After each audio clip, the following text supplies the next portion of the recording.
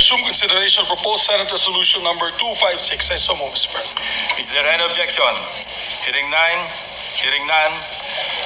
Proposed Senate Resolution number 256 is in order. May we recognize the distinguished colleague, Senator Francis Kiko Pangilinan, to sponsor and to interpolate a distinguished colleague from Tarlac and Pampanga, Senator Rodante Marcoleta. Senator Francis Pangilinan is recognized, and to interpolate, Senator Rodante Marcoleta.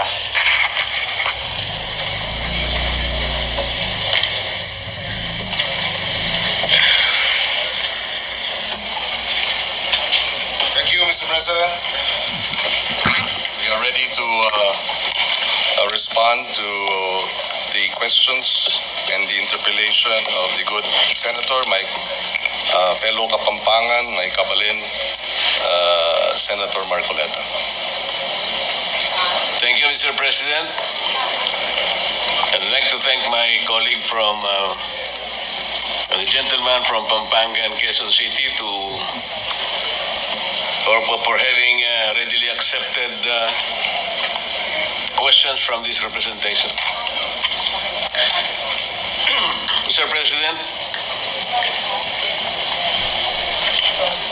in the sponsorship speech of the Honorable Senator from Pampanga and Quezon City,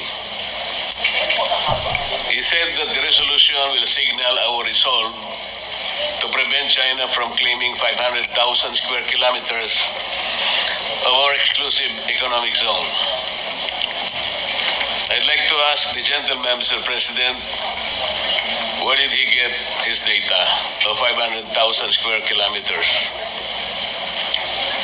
Yes, Mr. President, the data was taken from the computations based on the Philippines 200 nautical miles exclusive economic zone, Mr. President, and juxtaposed with the claim of of China in the 10-dash line, wherein about 90% of the West Philippine Sea, South China Sea, is being claimed by them.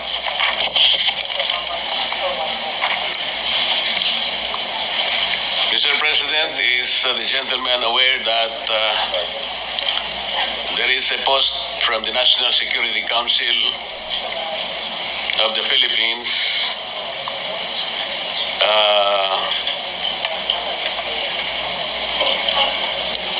saying that our West Philippine Sea is approximately 381,000 square kilometers?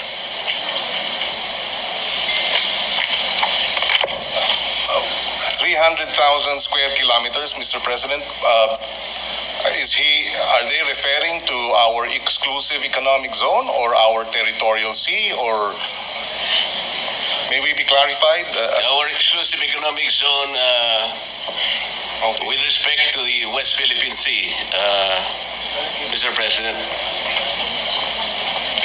Mr. President, I'd like to clarify. I'd like to be clarified, rather, because the data that was provided us by the advisors to the Philippine delegation to the to the Hague, the International Arbitral Tribunal, provided the amount of approximately about 500,000 square kilometers. So we will have to clarify that, we would like to be clarified, Mr. President, as to the data. But having said that, assuming it's 345,000 square kilometers, that is still double, pretty much, or almost more than, or close to double, our land mass. In other words, it is a huge amount of exclusive economic zone being claimed by China. That we have sovereign rights over our territorial sea, as well as we have exclusive rights over our exclusive economic zone, which includes, as the gentleman has mentioned, at least from his data, 360,000 plus square kilometers. Mas malaki pa sa ating lupain. Kaya hindi maaari nating hayaan na lamang na aangkinin at ng bansa, lalo na ang China. Mr. President, I'm making this clarification because I would like to believe that the resolution is particularly related to our claim in the South China Sea, part of which is now being called the West Philippine Sea. According to the National Security Council, our exclusive economic zone in relation to that is only 381,000 square kilometers. And that is the principal interest in relation to the sponsorship speech in connection with the resolution under consideration. Mr. President, I would like to correct that because the 500,000 does not exist, Mr. President, because as I will discuss later, in Magaliano versus Ermita, this is a jurisprudence that was penned in relation to the conflicting maritime area in Republic Act 3046 and Republic Act 9522. Our Supreme Court had the opportunity, Mr. President, of adjudicating that our total exclusive economic zone, not only in the West Philippine Sea but in the other rest of the world, is only 382,669. This is already in the jurisprudence, Mr. President. Thank you for that, Mr. President. We are currently securing the information that was relayed to us by Justice Carpio, and therefore, assuming for the sake of argument that it is 345,000 square kilometers, it does not remove the fact that that is a huge amount of our economic zone that is being aggressively taken over by China. The only reason, Mr. President, that I'm trying to specify the exact area of our exclusive economic zone, because the next question is, would the Honorable Senator agree that in law a claim to land or waters must be defined by metes and bounds? Mr. President, we, with the indulgence of the good senator, we already have an arbitrary ruling in our favor. So the metes and bounds is no longer debatable. The arbitral ruling has awarded the Philippines and recognized our claim vis-a-vis China. It has rejected China's 9-line, 10-line claim, and has upheld the Philippines' position that what China is doing within the exclusive economic zone of the Philippines is illegal. And therefore, the debate as to whether there are metes and bounds is moot. We can debate until kingdom come, but that will not change the arbitral ruling in our favor, Mr. President. That is not entirely correct, Mr. President, and I beg to disagree. The reason why I'm asking the gentleman for the metes and bounds to our claim on our maritime rights is because until today, I would like to believe that there has not been any specific computation or coordinates of the West Philippine Sea.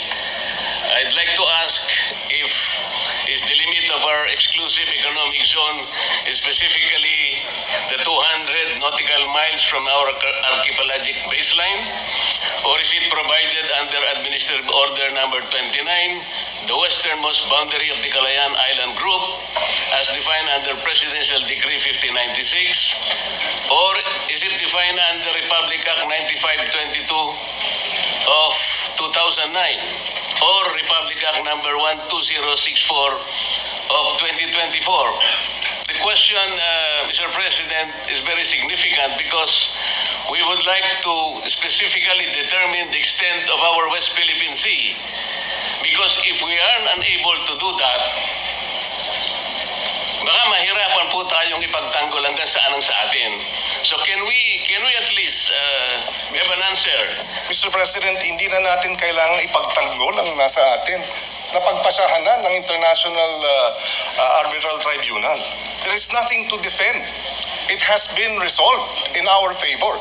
What we have to now defend and uphold is the ruling. Mr. President, I think the gentleman from Pampanga and Quezon City is looking at the arbitral award as it is.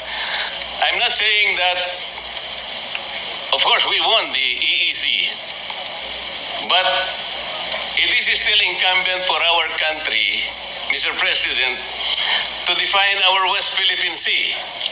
Because until now, as we will discuss later with the indulgence of the gentleman, we need to look at the coordinates, Mr. President. I'm only asking whether the basis of the West Philippine Sea is the 200 nautical miles from the archipelagic baselines. Because as the defense establishment say it, Mr. President, it is the approximation of our exclusive economic zone. Our exclusive economic zone is 200 nautical miles from our archipelagic baseline. So, can we assume that, are we proceeding from there? Or are we defining the extent of our WPS from Executive or Administrative Order number 29, Presidential Decree 1596, Republic Act 9522, o Republic Act 12064. Kasi kailangan po natin ma-define muna, Mr. President. Totoo po na ang arbitral award, in-invalidate po yung 9-dash line. Tama po yun. Pero hanggang doon lang, hindi naman sinabi ng arbitral award kung hanggang saan ang hangganan ng ating West Philippine Sea. That's why I am asking the gentleman kung alam po niya kung saan tayo magsisimula para sa ganon, i-determine natin, i-ascertain natin ang extent ng ating West Philippine Sea. Yes, if I may reiterate, Mr. President, we see the point being raised by Senator Marcoleta. He mentioned Administrative Order number 29, which defines the West Philippine Sea. It was issued in 2012. On the other hand, in addition, we have the Philippine Maritime Zones Act, or Republic Act number 12064, enacted in 2024. These are government records that recognize the West Philippine Sea in official documents, and under the UNCLOS, which grants the Philippines the EEZ extending to up to 200 nautical miles from its coastline. This is the law. There is an administrative order, and of course there is UNCLOS. It is the position of this representation, Mr. President, that all three, UNCLOS, Administrative Order number 29 issued in 2012, and Republic Act 12064 enacted in 2024, are sufficient to be able to establish our exclusive economic zone as well as our territorial sea, Mr. President. So, Mr. President, if the answer is that Administrative Order number 29, which is the westernmost boundary of the Calayan Island Group, as defined under Presidential Decree 1596, is the very source of our determination of the West Philippine Sea, Together with, Mr. President, the Philippine Maritime Zones Act, taken in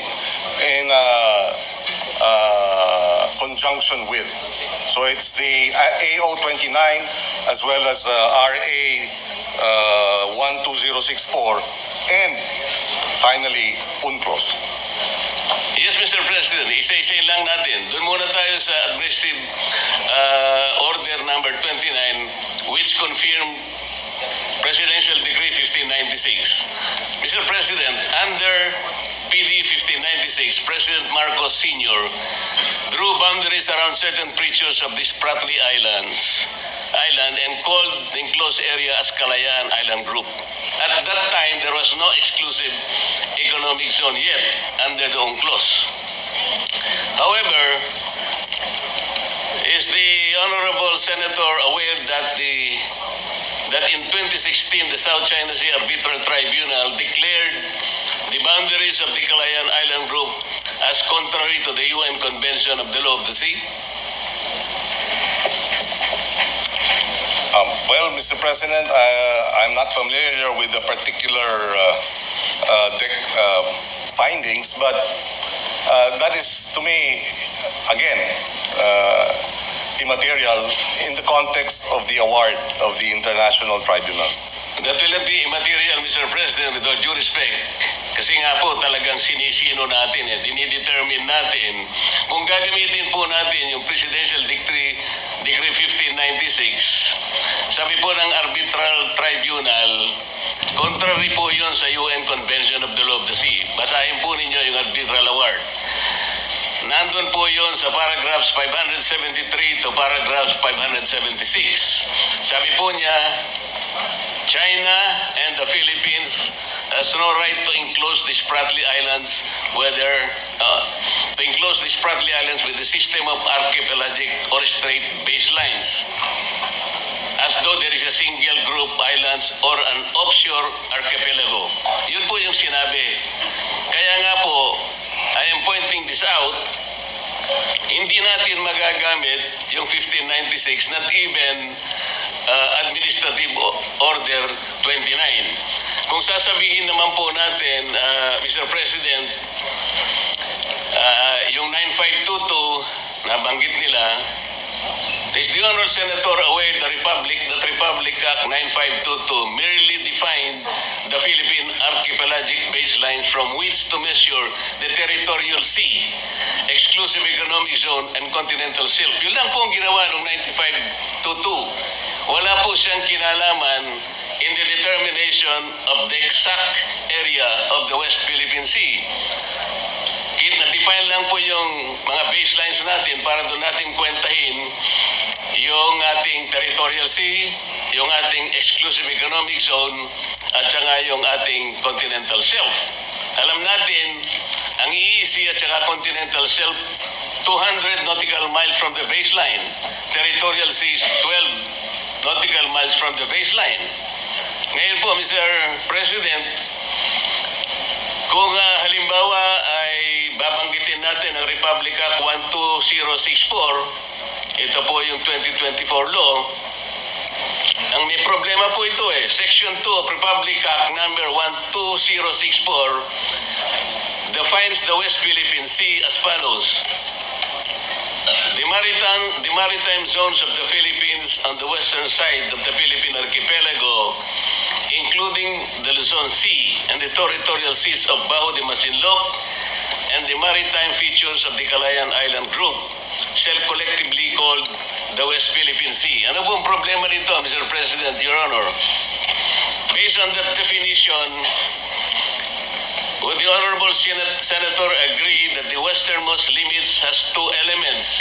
Yung 200 nautical mile limit of the Philippine Exclusive Economic Zone and Continental Shelf, and the 12 nautical limit of the enclave territorial sea of high tide elevations of Kalayaan Island Group, including those outside the Philippines Exclusive Economic Zone.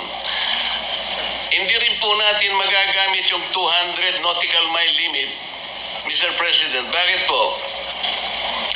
Alam po ba ng ating honorable gentleman from Pampanga and Quezon City na pag ginamit po natin yung West Philippine Sea na 200 nautical mile limit ng ating exclusive economic zone, 17 features po ng Kalayaan Island Group ang mawawala sapagkat wala po siya. Hindi siya na-enclose ng 200 nautical miles. Alam din po ba ng ating Honorable Senator that four of those features would fall outside the definition of the West Philippine Sea as occupied by the Philippines. Ito pong apat na ito ay okupado na ng ating bansa. Ngunit wala po siya sa 200 nautical miles eh. Katulad po ng Pag-asa na tinatawag na Tito Island is 227 nautical miles to Palawan. Parola or Northeast Cay 240.2 nautical miles to Palawan. I don't see the... Kota or Laita Island is 207 nautical miles to Palawan, and Lakiam Cay 203.7 nautical miles to Palawan. Are you aware, Mr. President, that these features are separated by high seas? Ito po ang problema eh. Kaya po nagiging importante na kailangan po natin munang pag-aralan hanggang saan eksakto pong coordinates ba ng ating West Philippine Sea. Dito po sa binabanggit nating mga batas sa ngayon, kung titingnan natin, hindi po natin sila magagamit, Mr. President. Kaya napakahirap po ngayon nating sagupain yung mga pananaw na parang may nag-aangkin ng atin pero hindi pa natin ma-define kung ano talaga yung atin. Kaya po dito ako nagsisimula, Mr. President.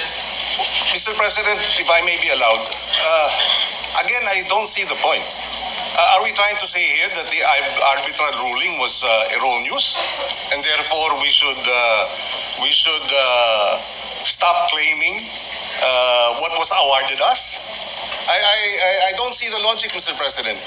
We were awarded by the arbitral tribunal. It is ours.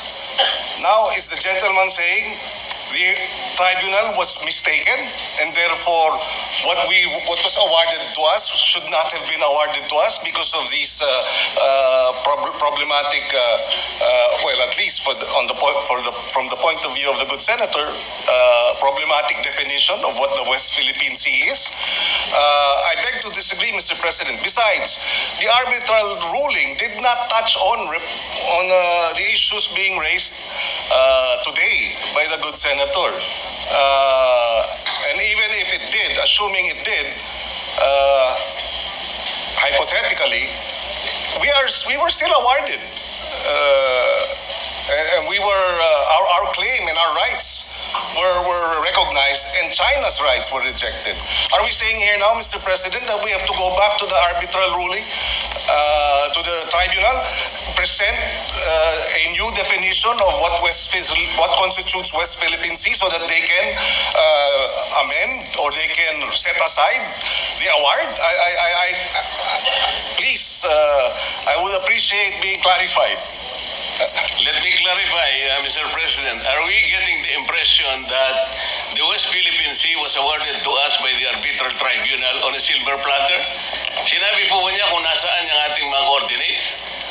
Well, Mr. President, Tayo po ay merong entitlement sa 200... Again, Mr. President, assuming that these have to be defined, I think we can define that by Philippine law. If, assuming, I am without conceding that there is no definition, because we believe that it has been properly defined, and Tolentino defined it already here.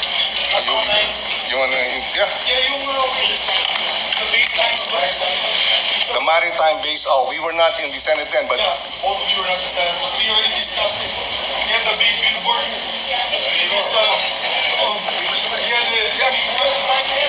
Mr. President, may I, Mr. President? The majority leader With indulgence to those who were not with the here. permission of course, the Permission of the two gentlemen. Senators Pangilinan and Rodante Marcos. Yes, for the indulgence of our colleagues who were not here at the 19th Congress, namely Senator Pangilinan, yourself, Mr.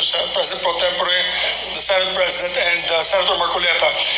We had a long discussion on the floor approving the baseline, the Philippine Baseline Maritime Zones Act. Dalawang batas yung pinasa ni Senator Tolentino, who was also the majority leader at the time. And I can clearly recall he would always perform his explanation on the middle podium with a blackboard, whiteboard rather, with a map. Pinapakita niya, pure like a teacher, like a professor, showing the map of the Philippines and what it covers.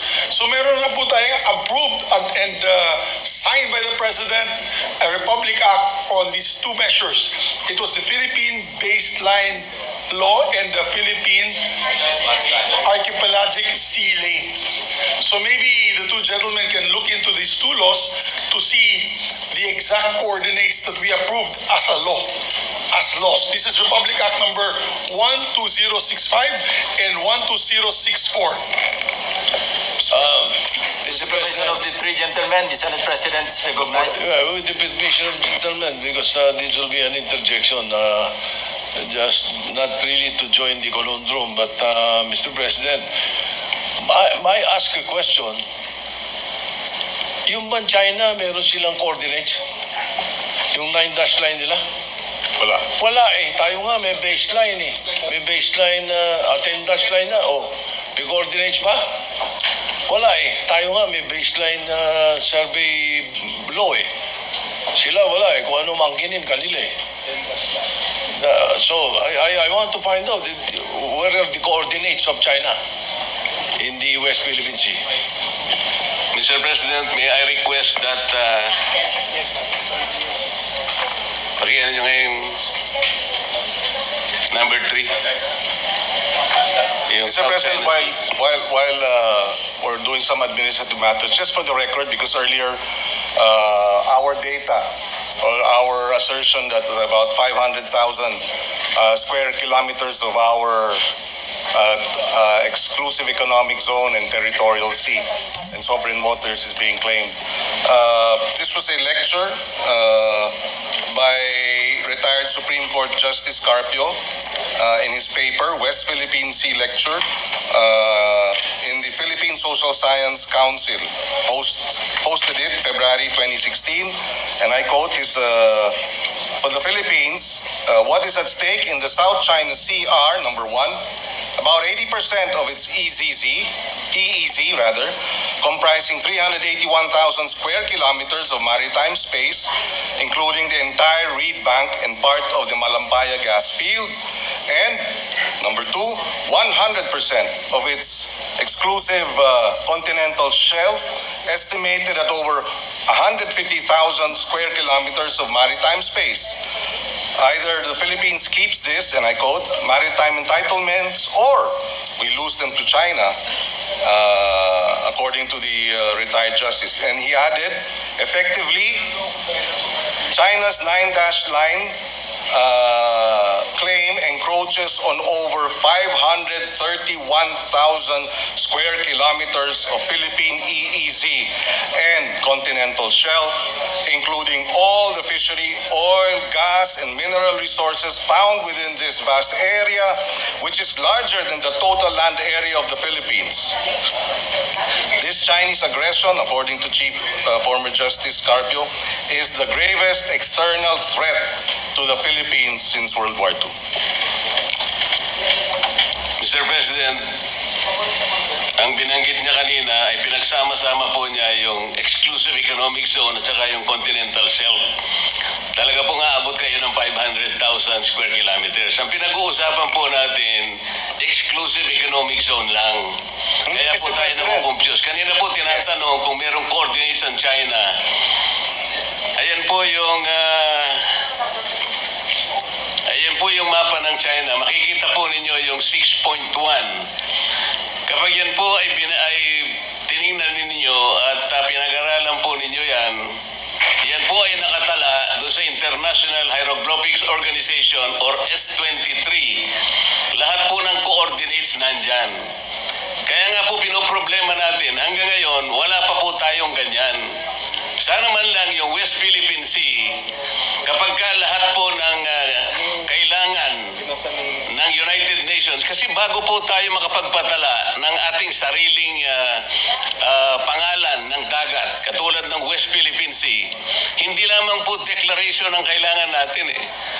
Nagdi-declare tayo ng 200 nautical miles. Hindi naman po tayo nagdi-deposit ng mapa na may coordinates doon sa United Nations. Wala pong mangyayari. Yun po yung proseso eh. Tingnan Tingnan po ninyo yan, 6.1, yan po yung South China Sea. Hindi po ninyo makikita ang West Philippine Sea. Kaya po tayo nagtatalo dahil yung ating West Philippine Sea, kailanman hindi mag-a-appear dyan hanggat hindi po nagagawa ni Commodore Tariela yung dapat niyang gawin. Imbes na gawa na siya ng gawa ng caricature, dapat mag-submit na siya nung mga coordinates na kailangan po para ngayon makapagpatala tayo ng sarili nating pangalan ng dagat. Ito nga po kaya ako kahit napakahirap ay gusto nating pag-aralang mabuti kasi dito po nagkakaroon ng di pagkakaunawaan. Akala natin may nangunguha ng saang ganang atin, samantalang yung sa ganang atin hindi pa naman natin alam kung hanggang saan ba siya. Ang maganda sana yung talagang exact coordinates makukuha natin. Pero paano po natin magagawa, Mr. President? Ino-occupy natin, for example, yung munisipyo ng Pag-asa. Labas yun sa ating exclusive economic zone. Paano natin guguhitan yun halimbawa? Labas sa ating exclusive economic zone, samantalang yung Pag-asa, nandun sa high seas. Hindi po pwede mangyayari, Mr. President, because that is violative of the UNCLOS. Hindi po tayo pwedeng tumahak sa high seas. Bayan na yun.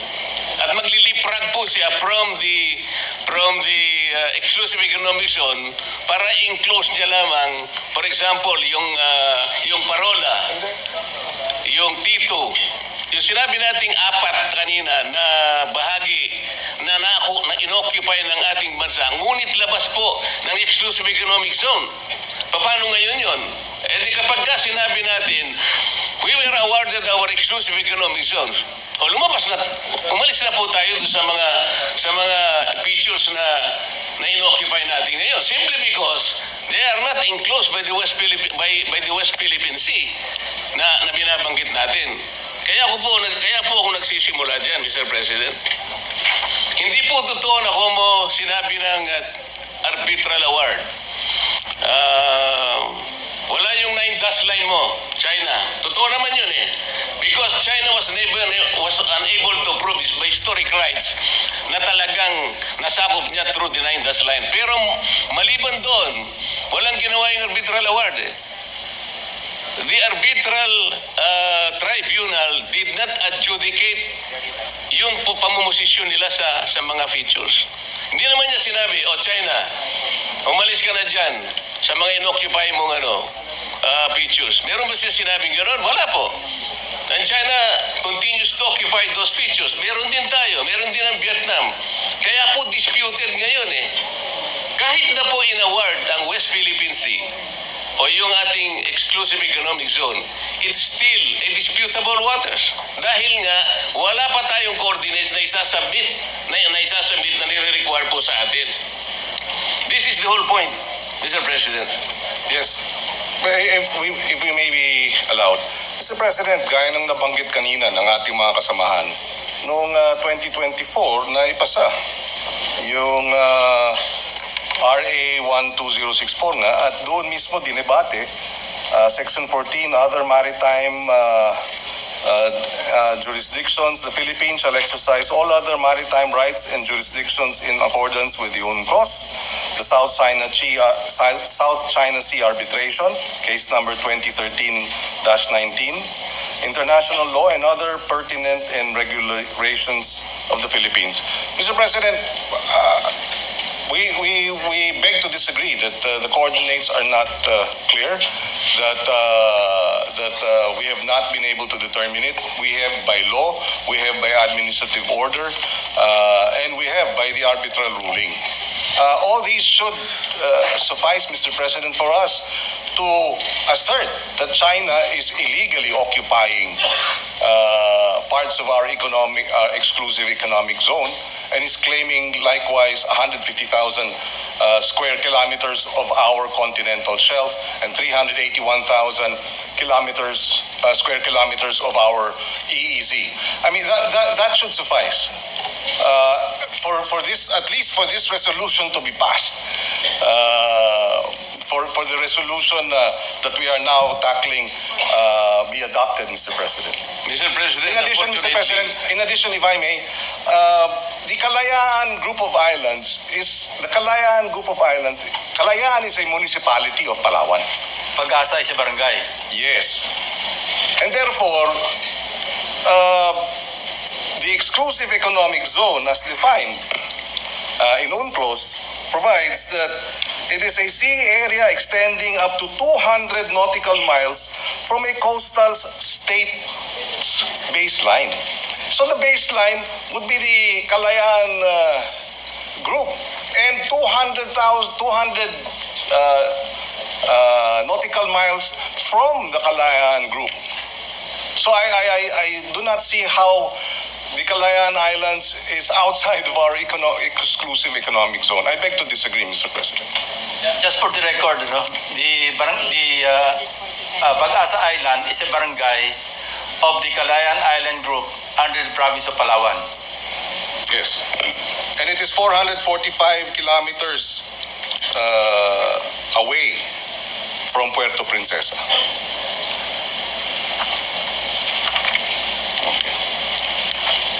Mr. President, the problem is under Section 2 of Republic Act 12064, which defines the West Philippine Sea as follows. The maritime zones of the Philippines on the western side of the Philippine archipelago, including the Luzon Sea and the territorial seas of Bao de Masinloc and the maritime features of the Kalayaan Island Group, shall be collectively called the West Philippine Sea. What is the problem there, Mr. President? Yun nga po kasing Pag-asa Island at saka yung Parola Island, nakasama po ng KIG, ay labas po doon sa West Philippine Sea. At ito po ay blurred by the high seas that separate them from the rest of the Kalayaan Island Group. So let me show, pwede bang pakita yung isa pang mapa? Map number 1. Uulitin.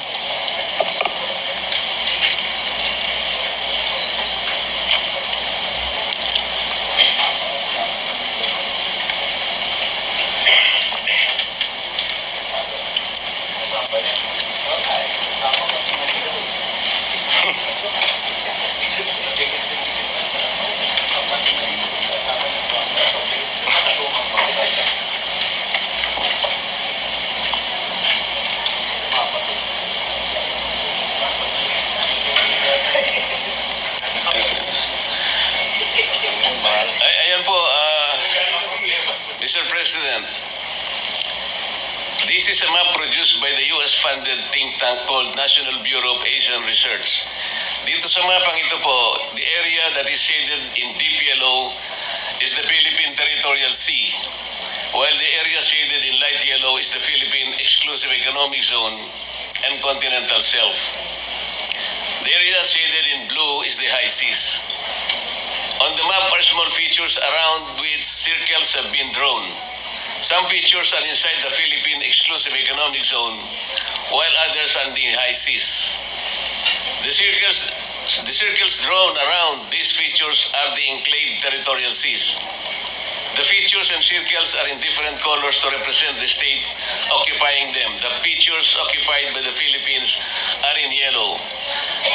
Diyan po makikita ninyo, Mr. President, meron po tayong occupied na features na talagang labas nga sa, kagaya ng binanggit natin kanina, labas sa ating exclusive economic zone. There are 4 features in yellow that are occupied by the Philippines but are in the high seas. Other features that are occupied by China and Vietnam that are in the high seas but they are also being claimed by the Philippines. Given this situation, how can we draw the means and bounds of the West Philippine Sea? Ito yung tinatanong ko kanina, kung gusto natin pong isama yung mga features which are outliers, meaning to say they are lying outside the exclusive economic zone, paano po tayong papayagan na gawin yon? May na-encroach po natin pati yung high seas. The UNCLOS, Mr. President, prohibits us from enclosing the high seas, and international tribunals have nullified boundaries that leapfrog. Hindi po natin sila pwedeng ikonekta. Kaya nga po, why even under Republic Act 12064, the limits of the West Philippine Sea cannot be drawn with precision. Yun po yung sinasabi natin. Hindi po natin magagamit yung mga batas na ginawa natin dahil meron pong problema. At makikita po ninyo yung mga features, for example, yung nandyan po sa loob ng ating West Philippine Sea. Makikita nyo yung mga circles in blue. These are occupied by other nations. Pero doon sa ating memorial na sinabit po sa arbitral tribunal, Mr. President, ang Pilipinas nag-agree na lahat po ng yan ay hindi na natin naaariin. Meaning to say, there will be reduction po yan sa ating West Philippine Sea. Ganun po, kinompromise natin eh. Basahin po natin yung award. So, ang dami pong nawawala sa West Philippine Sea natin. Mr. President, if we may, the declaration under PD 1596 that the KIG is part of Philippine territory, PD 1596 and its validity was never put in issue in the arbitration case, and the tribunal did not have any jurisdiction to rule on its validity. In other words, this is outside the issue of the award. And if there are concerns about the validity of PD 1596 and the concerns that there are certain areas outside of what has been declared as our economic zone, although prior to that was declared part of Philippine territory, then let's have legislation, remedial legislation to amend, debate it. If the good senator believes that should be part of Philippine territory and would like to amend PD 1596 or affirm it, then let's debate it on the floor by way of proposed legislation. But in the context of the arbitral ruling, Mr. President, I will again point out that this debate, no matter how lengthy, will not change the ruling, which was in our favor, and therefore we should defend and uphold it. Rather than go into a question of, wait, sandali lamang, kasi yung arbitral ruling na yun, hindi sinama yung ilang mga nasa Kalayaan Island Group. So dapat, huwag natin i-recognize yung award na yan. Hindi naman po tayo papayag dun. Hindi po ba? Hindi po ganun ang punto natin, Mr. President. Kung sakaling tayo po ay may karapatan talaga at meron naman talaga tayong karapatan sa ating West Philippine Sea na sa ngayon ay ina-approximate nila na ito na nga yung ating exclusive economic zone, kinakailangan naman nating makita yung hangganan para sa ganoon maipagtanggol natin ang lahat ng saganang atin. Nagbabudget tayo, binibigyan natin ang ating Department of National Defense. Ang daming mga features na wala sa ating West Philippine Sea, na wala doon sa ating exclusive economic zone. Wala namang nandun outliers po siyang gano'n. Pagkatapos, sinasabi ng 1596, atin yun, pero sabi ng arbitral tribunal, sabi ng award, sinabi na nga natin, paragraphs 573 to paragraphs 576, neither the Philippines nor China has the right to enclose that part of this Pratt list. Ibig sabihin, ninalipay niya po yun eh. So wala din yun eh. Kinakailangan nating itama lahat. Sangayon din sa UNCLOS na doon naman ay signatory tayo. Ito po yung kanina ko pa gustong ipaliwanag. Walang masama na yung ating saganang atin, pag-aari natin, madetermina natin. Halimbawa, binigyan tayo ng isang pag-aari, isang sukat ng lupa. Sinabi ng ating kaibigan, mula sa bundok na ito hanggang sa bundok na yun, sa iyo yan. Alam po ninyo, pag hindi natin natituluhan yan, nakuha yung kabuuan kung hanggang saan ang ating pag-aari, mahihirapan lang tayo eh. Kaya po nagkakaroon tayo ng pag-aaway ngayon lamang po nakikita na natin ang talagang pangangailangan na pag-aralan nating mabuti muna ito. Kesa sasabihin natin, gagawa ng halimbawa ng caricature ang isang Commodore natin na ilalagay niya sa nakakatuwa at pangit na itsura ang leader ng isang bansa, imbes na yun ang gawin niya, siguro kinakailangan muna nating i-determine with precise precision at with coordinates para sa ganon, alam na natin, maiguguhit na natin hindi lamang sa tayo lang nakakaalam ng ating West Philippine Sea, pati po doon sa S-23.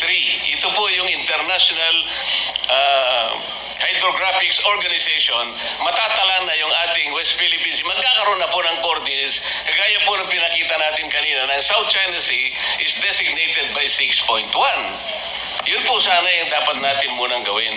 Mr. President, just before With the permission of the two gentlemen, Senator Before I Rizal yield the Tiveros. floor, Mr. President, to just Yes, very quickly. yes, Mr. Senator. President, yung binanggit ni Commodore Tariela, dinepensahan na ng ating Department of National Defense at ng Armed Forces of the Philippines.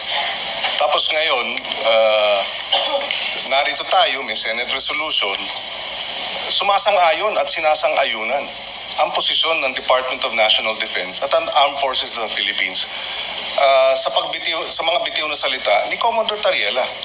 Hindi ba dapat susugan natin at suportahan natin at we rally behind our armed forces, our Department of National Defense, rather than kowtow, not kowtow, but rather than give China the benefit of the doubt as regards their motivations in attacking one of our men in uniform? We have to defend and support the Department of National Defense and the Armed Forces of the Philippines. It's as simple as that, Mr. President.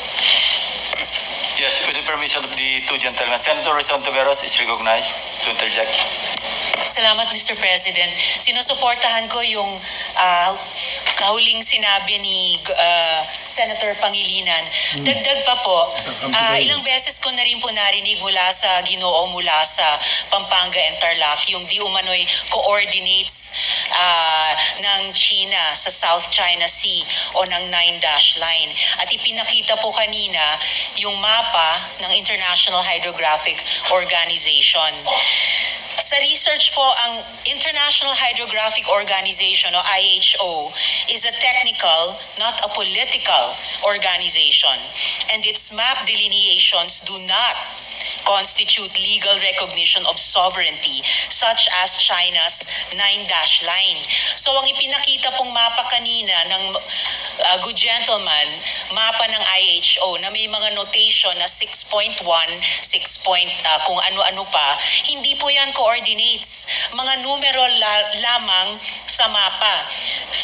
Further po sa research, the 9-dash line representing China's expansive disputed territorial claims in the South China Sea has no official, fixed, or internationally recognized geographic coordinates. Kaya yung sinasabi pong may coordinates na ang China sa South China Sea, pati sa ating West Philippine Sea, na may coordinates sila sa 9-dash line, wala po.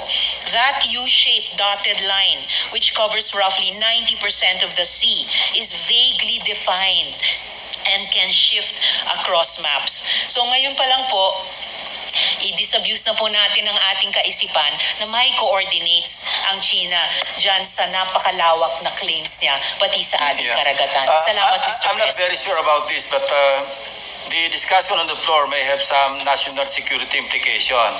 So the same concern was expressed by no less than the Senate President. So, yes, Mr. Senate President. Yes, you're right. We are discussing a resolution which expresses the sense of the Senate, supposed to be. The debate that I have been listening to is fine if we're debating on a piece of legislation addressing this, no, but it's not. So I'm worried that we are already trampling over issues of national security, and that is my question, Mr. President. What do you think? Yes, 1 minute suspension.